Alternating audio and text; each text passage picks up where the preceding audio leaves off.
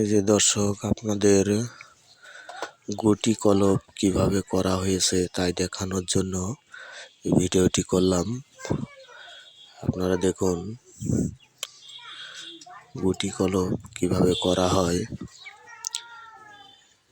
এইভাবে যদি গুটি কলম করা হয় তাহলে খুব ভালো সফল হয়, খুব সুন্দর চারা তৈরি করা যায়। আপনারা দেখতে পাচ্ছেন আমি যেভাবে করেছি, ঠিক এইভাবে যদি গুটি কলম করা হয়, এই যে শিকড়, এই যে কত সুন্দর শিকড় দেখেন বেরোইছে।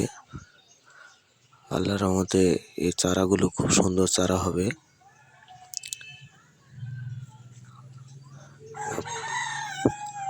আমার পুরো গাছেই এভাবে গুটি কলম করা আছে।